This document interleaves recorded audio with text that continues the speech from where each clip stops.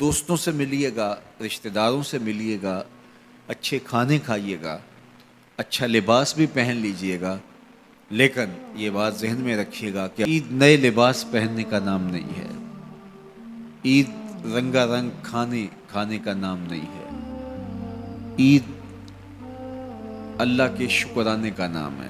یہ بات ذہن میں رکھیے گا کہ اپنے رب سے کبھی بھی غافل نہیں ہونا۔ جب عید کے دن سب سے ملتے ہو تو رب سے کیوں نہیں ملتے ہو؟ عید کے دن تو ان سے بھی ملتے ہو جو تم سے ناراض تھے، عید کے دن ان سے بھی تم جفیاں لگاتے ہو جن سے تم بہت دور ہو چکے تھے۔ تم کہتے تھے کہ رسم زمانہ بھی ہے، دستور بھی ہے، آج عید کا دن ہے، آج تو گلے ملنا چاہیے۔ تو یار دشمنوں کو بھی بھر بھر کے گلے سے ملتے ہو، تو عید کے دن رب سے ملنے مسجد میں کیوں نہیں جاتے ہو؟ اس دن کیوں اللہ سے دور ہو گئے ہو؟ تو 5 گانا نماز کا آپ اہتمام کیجئے۔ ایک اضافی نماز تمہارے اوپر عید کے دن واجب کر دی گئی ہے، تو اس کو بھی ادا کیجئے۔ اللہ کے حضور سرخروئی اور کامیابی کے لیے دعا مانگتے ہوئے ماہ صیام سے رخصت ہوں۔ روزوں کے اندر ہماری جو کوتاہیاں ہوتی ہیں، روزے کو ان کے پورے آداب کے ساتھ ہم رکھ نہیں پاتے، تو اس کا کفارہ صدقہ فطر کے نام سے ہمارے اوپر واجب کیا گیا ہے۔ ہر وہ شخص جو مال نصاب کا مالک ہے اور اس پر سال گزرنا شرط بھی نہیں ہے، تو اس پر صدقہ فطر واجب ہوتا ہے، اور صدقہ فطر کے ذریعے سے ہم غریب لوگوں کو عید کی خوشیوں میں شامل کرتے ہیں۔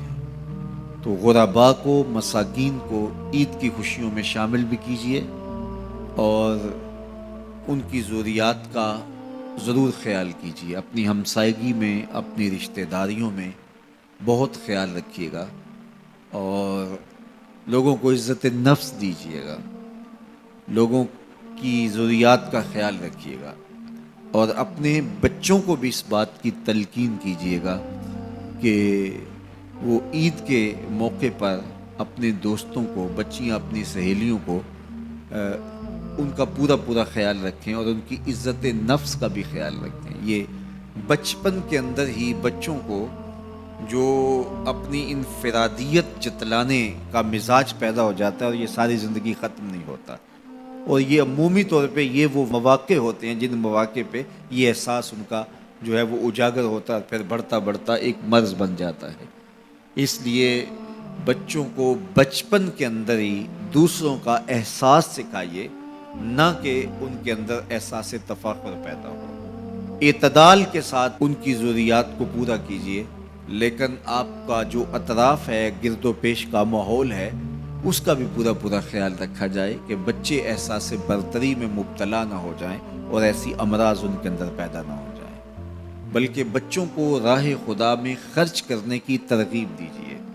بچوں کو جب آپ سکول جاتے ہوئے خرچی دیتے ہیں یا ایسے مواقع پر، تو ان کو ساتھ یہ بھی کہہ دیجئے کہ آپ اپنی ہمجولیوں کا اور اپنے دوستوں کا ضرور خیال رکھنا ہے، اور ان کو ان خوشیوں میں ساتھ شامل کرنا ہے۔ ان کو دینے کی عادت پڑے بچپن کے اندر، اور جو بچپن میں دینا شروع کر دیتے ہیں وہ بڑھاپے تک بانٹتے رہتے ہیں، اور جو بانٹتا رہتا ہے اللہ اس کو کمی نہیں آنے دیتا۔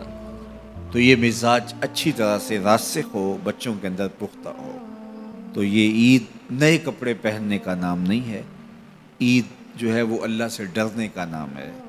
حضرت سیدنا فاروق اعظم رضی اللہ تعالیٰ عنہ عید کے دن رو رہے تھے، تو کسی نے کہا کہ عمر عید کے دن رو رہے ہو؟ تو کہا مجھے نہیں پتا میرے روزے قبول ہوئے ہیں یا کہ نہیں، میں مقبولین میں سے ہوں یا مطرودین میں سے۔